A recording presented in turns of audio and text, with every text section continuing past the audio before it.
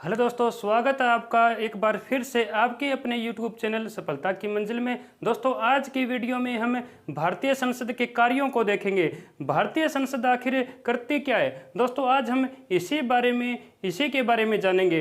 दोस्तों, भारतीय संसद का जो सबसे मुख्य कार्य होता है वो होता है कानून बनाना। भारतीय संसद का जो सबसे मुख्य कार्य है वो है कानून बनाना, जिसको हमें विधि निर्माण भी कह सकते हैं, जिसको हमें विधि निर्माण भी कहते हैं। भारतीय संसद का जो सबसे मुख्य कार्य है वो है कानून को बनाना। दोस्तों, कानून को बनाने से पहले जो इसका मसौदा होता है उसको हम विधेयक के नाम से जानते हैं, उसको हम विधेयक कहते हैं। विधेयक को संसद में लेकर कौन आता है, इस आधार पर दोस्तों हम विधेयक को दो भागों में बांट सकते हैं। एक होता है सरकारी विधेयक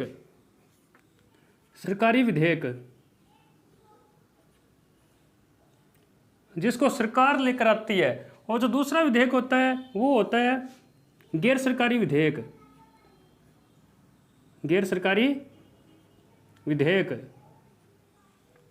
या हम इसको निजी विधेयक भी कह सकते हैं। जब कोई भी सांसद अपने व्यक्तिगत रूप से सदन के अंदर कोई विधेयक लेकर आता है तो हम उसको गैर सरकारी विधेयक या फिर उसको हम निजी विधेयक भी कह सकते हैं। तो दोस्तों, संसद में विधेयक कौन लेकर आया है, इस आधार पर हम विधेयक को दो भागों में बांट सकते हैं। एक सरकारी विधेयक, जब सरकार कानून बनाने के लिए कोई विधेयक लेकर आती है, और जो दूसरा है वो है गैर सरकारी या फिर निजी विधेयक। जब संसद का कोई सदस्य व्यक्तिगत रूप से सदन के अंदर कोई विधेयक लेकर आता है तो हम उसे गैर सरकारी या फिर निजी विधेयक उसको कहते हैं। तो दोस्तों, जो विधेयक की विषय वस्तु होती है, यानी विधेयक का जो कंटेंट होता है इसके अंदर क्या है, उस आधार पर भी विधेयक को हम तीन भागों में बांट सकते हैं। विधेयक को विषय वस्तु के आधार पर, इसकी विषय वस्तु के आधार पर विधेयक को तीन भागों में बांट सकते हैं। जो इसका पहला भाग है वो है दोस्तों सामान्य विधेयक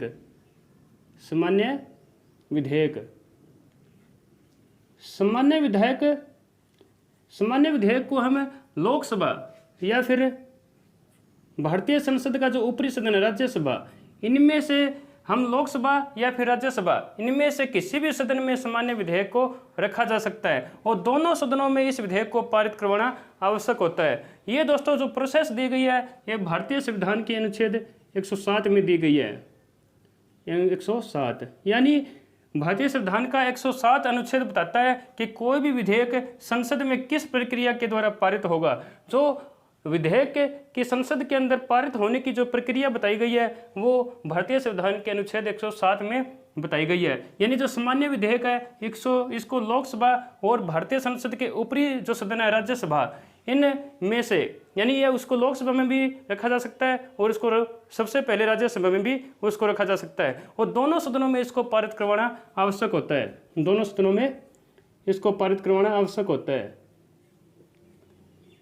जब सामान्य विधेयक को पारित करवाने में कोई दिक्कत आती है तो भारतीय संविधान का अनुच्छेद 108 कहता है कि जब सामान्य विधेयक को सदन में पारित करवाने में कोई दिक्कत आती है, यानी विधेयक को कानून बनने में कोई दिक्कत आती है, तो भारत का राष्ट्रपति इनकी संयुक्त बैठक भी बुला सकता है। लोकसभा और भारतीय संसद के ऊपरी जो सदन राज्यसभा, इनकी संयुक्त बैठक भी बुला सकता है। ये भारतीय संविधान के अनुच्छेद 108 में कही गई है, संयुक्त अधिवेशन या फिर बैठक।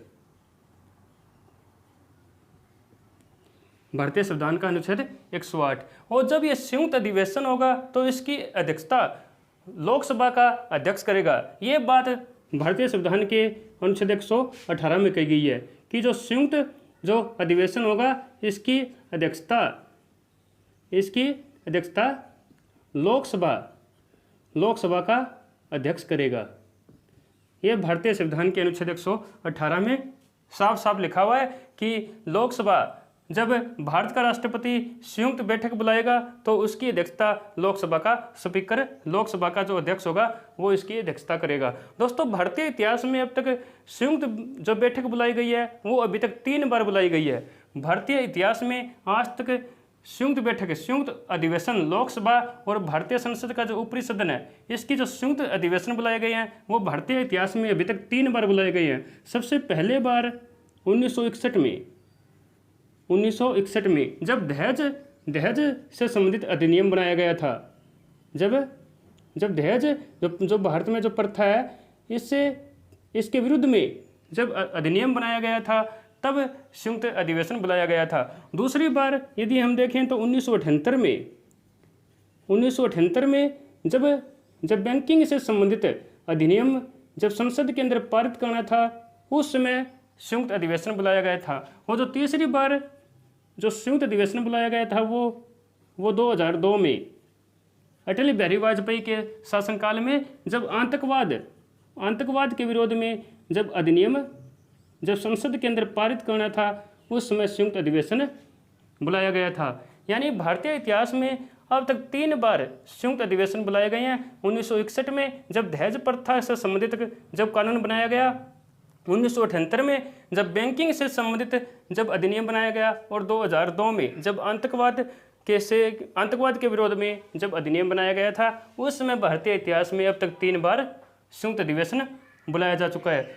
और दोस्तों अब जो हमारा दूसरे प्रकार का जो विधेयक है वो होता है, उसको हम धन विधेयक के नाम से जानते हैं।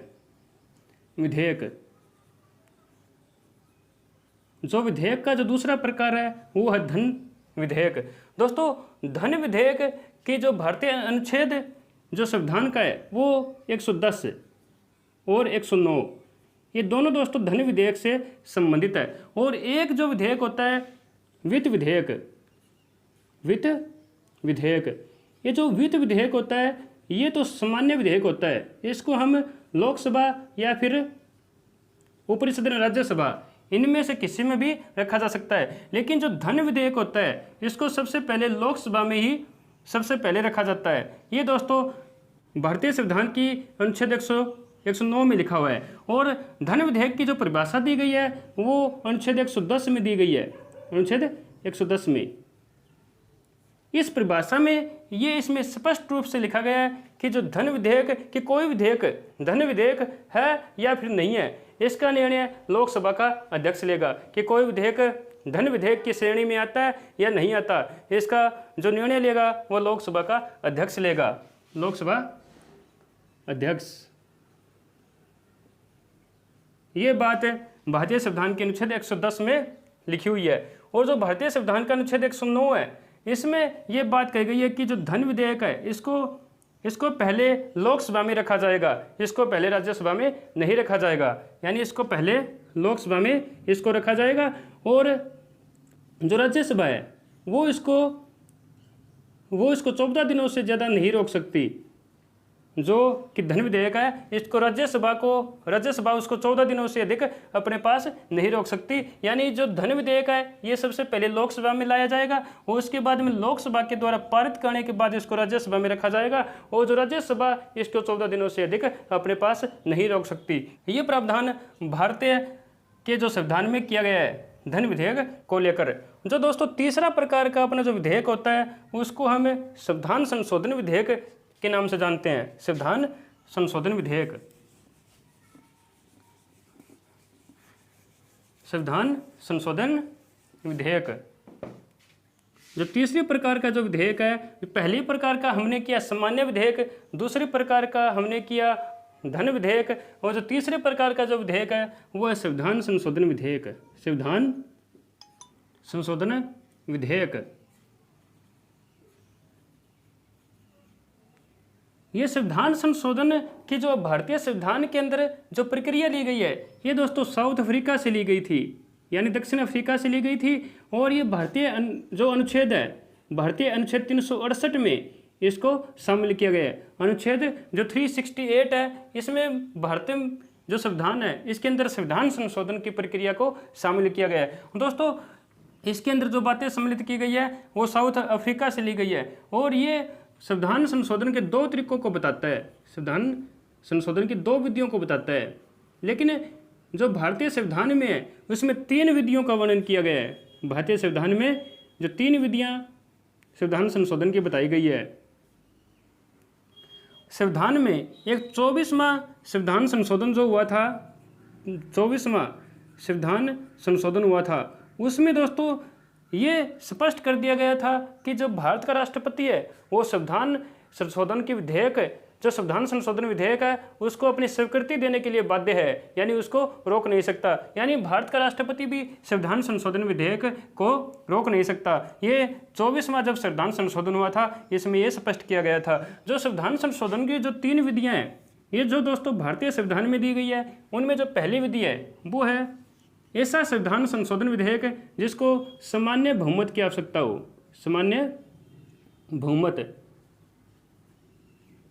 यानी जब संविधान संशोधन होता है तो उस संविधान संशोधन को पास होने के लिए सामान्य बहुमत की आवश्यकता हो। तो दोस्तों ऐसी कौन सी बातें हैं जिन पर संविधान संशोधन यदि किया जाए तो उसके लिए सामान्य बहुमत से ही वो संविधान संशोधन विधेयक पारित हो जाएगा।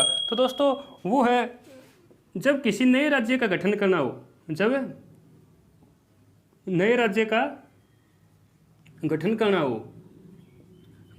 हो, जब सीमा में परिवर्तन करना हो, जब किसी राज्य की सीमा जो है उसमें यदि चेंज करना हो, उसमें यदि परिवर्तन करना हो तो भी वो सामान्य बहुमत से वो संविधान संशोधन विधेयक पारित हो जाएगा। जब किसी राज्य के नाम में चेंज करना हो, नाम में कोई परिवर्तन करना हो तो भी सामान्य बहुमत की आवश्यकता होती है। जब भारी राज्य को, जब किसी भारी राज्य को भारत की सीमा में प्रवेश देना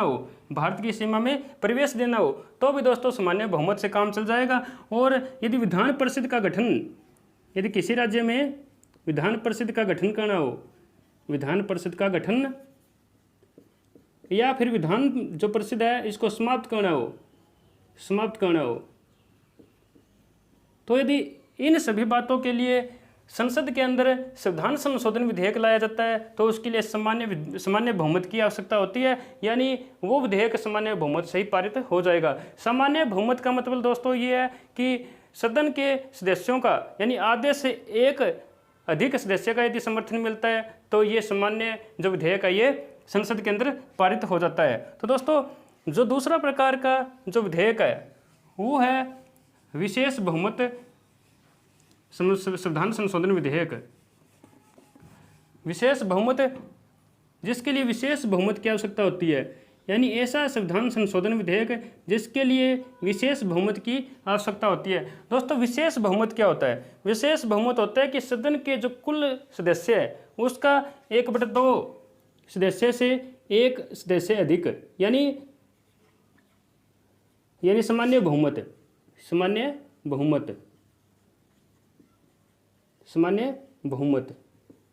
विशेष बहुमत को हम देखते हैं तो जो सदन की जो कुल संख्या है उसका 1/2 से एक सदस्य अधिक, तो वो सामान्य बहुमत। इसके साथ साथ उपस्थित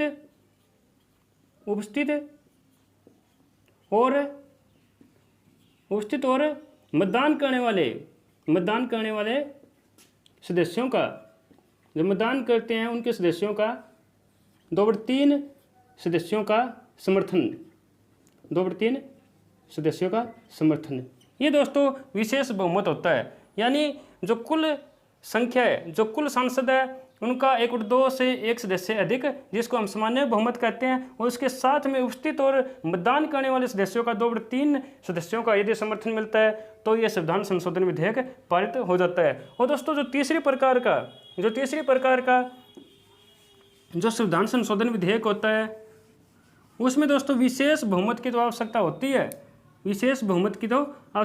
है, इसके साथ साथ आधे राज्यों का भी समर्थन आवश्यक होता है। यानी आधे राज्यों के द्वारा अपनी विधानसभा में उस विधेयक को पारित करना होगा, उसको समर्थन देना होगा। तो इसके लिए दोस्तों ऐसे कौन कौन सी बातें होती है, ऐसे कौन कौन से विषय है जिन पर विशेष बहुमत प्लस में आधे राज्यों का समर्थन की आवश्यकता होती है। तो ऐसे संविधान संशोधनों में दोस्तों जो पहला यदि हम देखें तो इनमें यदि राष्ट्रपति, जो भारत का जो राष्ट्रपति है, इसके निर्वाचन मंडल में कोई परिवर्तन करना हो, इसके जो मंडल है इसमें यदि कोई परिवर्तन करना हो, यदि निर्वाचन विधि में परिवर्तन करना हो, यदि निर्वाचन विधि में परिवर्तन करना हो, और इनके अलावा जैसे कि सेंट्रल गवर्नमेंट यानी जो केंद्र सरकार है इसकी जो कार्यपालिका शक्तियाँ हैं, इसकी जो कार्यपालिका की जो शक्तियाँ हैं उसमें परिवर्तन करना हो, जो कार्यपालिका जो शक्तियाँ हैं उसमें यदि परिवर्तन करना हो, इसे परिवर्तन करना हो, या फिर जो राज्य सरकार है, जो स्टेट गवर्नमेंट है, इनकी कार्यपालिका शक्तियों में कोई परिवर्तन करना हो, तो इनके लिए दोस्तों विशेष बहुमत के साथ में 1/2 राज्यों का भी समर्थन आवश्यकता होती है। इसके अलावा दोस्तों यदि सातवीं अनुसूची में जिसमें कि जो केंद्र और जो राज्य सरकारें हैं उनके बीच शक्तियों का बंटवारा किया गया है, 7वीं अनुसूची में, इसमें कोई परिवर्तन करना हो, और जो कि भारतीय संविधान की जो अनुच्छेद है यानी 368 इसमें कोई परिवर्तन करना हो, जो भारतीय संविधान संशोधन की जो प्रक्रिया जिसमें दी गई है भारतीय संविधान का अनुच्छेद 368 यदि इसमें कोई परिवर्तन करना हो, और इसके साथ दोस्तों यदि सुप्रीम कोर्ट या फिर हाई कोर्ट के गठन या क्षेत्राधिकार या फिर इसकी कोई प्रक्रिया में कोई परिवर्तन करना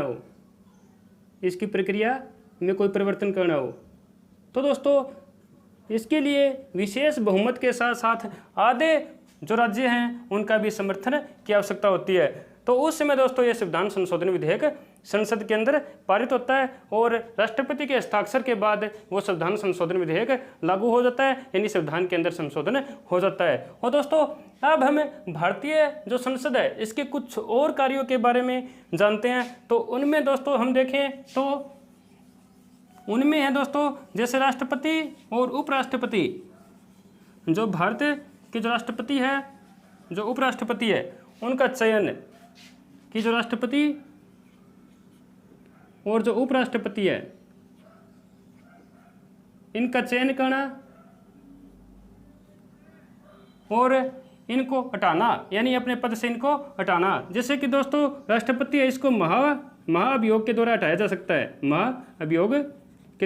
सकता है, लेकिन एक बात याद रखनी होगी, जो उपराष्ट्रपति है इसको हटाने के लिए जो पहल करेगा वो राज्यसभा करेगी, वो राज्यसभा करेगी, क्योंकि उपराष्ट्रपति जो राज्यसभा का प्रधान सभापति होता है, इसलिए इसको हटाने के लिए जो पहल करेगी वो राज्यसभा के द्वारा की जाएगी उपराष्ट्रपति को हटाने के लिए। और दोस्तों जैसे सुप्रीम कोर्ट और हाई कोर्ट के जज को हटाना हो, तो इसके लिए भी भारतीय जो संसद है ये पहल करेगी। CAG का जो अध्यक्ष होता है इसको अपने पद से हटाना हो, या फिर चीफ इलेक्शन कमीशन का जो अध्यक्ष होता है इसको अपने पद से हटाना हो, तो ये सभी कार्य भी दोस्तों भारतीय संसद के द्वारा ही किए जाते हैं। आगे दोस्तों हम संसद का एक और महत्वपूर्ण कार्य देखें तो वो है बजट को पारित करना।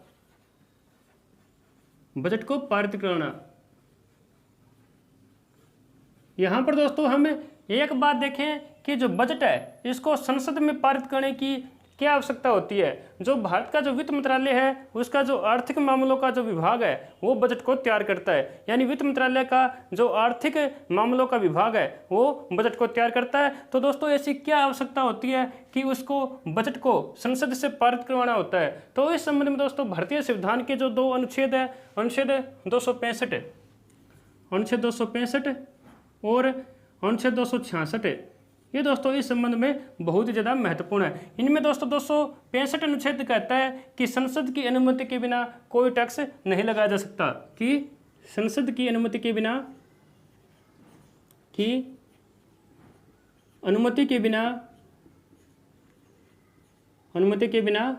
भारतीय जनता पर कोई भी टैक्स नहीं लगाया जा सकता, यानी टैक्स नहीं।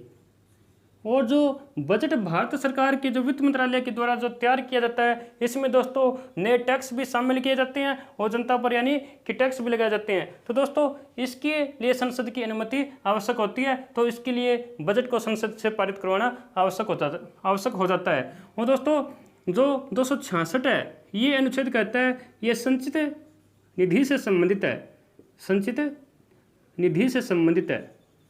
संचित निधि वह निधि होती है जिसमें जनता का पैसा होता है। और दोस्तों यदि इस निधि में से भी यदि पैसा खर्च ना हो तो भी दोस्तों भारत सरकार को संसद की अनुमति आवश्यक होती है। तो दोस्तों यही कारण होता है कि जो बजट होता है उसको संसद से पारित करवाना भारत सरकार को पड़ता है। यानी संसद की अनुमति के बिना कोई भी टैक्स सरकार नहीं लगा सकती। और जो यदि संचित निधि में से यदि कोई पैसा खर्च करना है तो उसके लिए भी भारत सरकार को भारतीय संसद से अनुमति लेना आवश्यक होता है। और दोस्तों एक 267 अनुच्छेद भी है, इसको भी आप याद कर लेना, जो आकस्मिक निधि से संबंधित है। आकस्मिक निधि से संबंधित है और इस निधि पर राष्ट्रपति का विशेष अधिकार होता है। यानी जो भारत का जो राष्ट्रपति है इसका अधिकार होता है, राष्ट्रपति का अधिकार आकस्मिक निधि पर। तो दोस्तों यही कारण होता है कि बजट को संसद से पारित करवाना होता है। और बजट जो फरवरी जो माह होता है उसके आखिरी सप्ताह का जो अंतिम जो वर्किंग जो डे होता है, अंतिम जो वर्किंग डे होता है, यानी जो कार्य दिवस होता है, अंतिम कार्य दिवस, अंतिम जो कार्य दिवस होता है उसमें रखा जाता है। अंतिम कार्य दिवस को फरवरी महीने के जो अंतिम जो कार्य दिवस होता है उसमें इसको रखा जाता है। और दोस्तों इसको पारित करवाते करवाते मई का एंड आ जाता है। मई का एंड यानी अंतिम समय आ जाता है। यानी इसको बजट को पारित करवाने में इतना ज़्यादा समय लग जाता है, यानी लगभग 2 महीने के आसपास इसको पारित करवाने में समय लग जाता है। तो दोस्तों अब प्रश्न ये उठता है कि इन 2 महीनों में भारत सरकार अपना काम कैसे चलाती है। यानी जब भारत का नया वित्त वर्ष शुरू हो जाता है 1 अप्रैल को, यानी अप्रैल और मई, इन 2 महीनों में भारत सरकार अपना काम कैसे चलाती है। तो दोस्तों इस संबंध में भारतीय संविधान की अनुच्छेद 116 है, 116, और इसको हम लेखा अनुदान, ये लेखा अनुदान से संबंधित है। भारत सरकार उस समय अवधि में, यानी इस समय अवधि में लेखा अनुमान जो अनुदान है, जो लेखा अनुदान है, यहाँ से अपना काम चलाती है, यहाँ से अपने खर्चे करती है लेखा अनुदान से। इसको दोस्तों एडवांस चेक भी कहते हैं, एडवांस चेक भी इसको कहते हैं। ये भी याद रख लेना कि एडवांस चेक, यानी जो भारत का जो बजट होता है उसको फरवरी के अंतिम जो कार्य दिवस होता है उसमें संसद में रखा जाता है और मई का अंतिम समय तक वो भारतीय संसद से पारित हो पाता है। तो दोस्तों इस समय अवधि में, यानी लगभग 2 महीनों की समय अवधि में भारत सरकार अपना जो खर्च करती है वो लेखा अनुदान से करती है, जिसे हम एडवांस चेक भी कहते हैं। तो दोस्तों ये थे अपने भारतीय संसद के जो मुख्य कार्य जिनके विषय में आज हमने जाना कि जो सबसे महत्वपूर्ण कार्य होता है वो होता है कानून को बनाना और बजट को पारित करना। और भी दोस्तों हमने बहुत सारे कार्य संसद के आज हमने किए। तो दोस्तों ये जितने भी मैंने आज आपको भारतीय संविधान के जितने भी अनुच्छेद बताए, जितने भी मैंने प्रावधान बताए, ये दोस्तों परीक्षा की दृष्टि से बहुत ही ज़्यादा महत्वपूर्ण बनते हैं और बहुत बार एग्जाम में पूछे भी गए हैं। तो दोस्तों इन सभी को अच्छे से याद कर लेना। आगे हम दोस्तों और भारतीय संविधान पर और भी जो भी अपनी इंपॉर्टेंट वीडियो बनती है, इंपॉर्टेंट जो टॉपिक बनता है उस पर हम वीडियो लेकर आएंगे। तो दोस्तों आज की ये वीडियो आपको कैसी लगी? यदि अच्छी लगी हो तो आप वीडियो को लाइक, शेयर, कमेंट और चैनल को सब्सक्राइब भी कीजिएगा। दोस्तों मिलते हैं अगली वीडियो में। Thank you.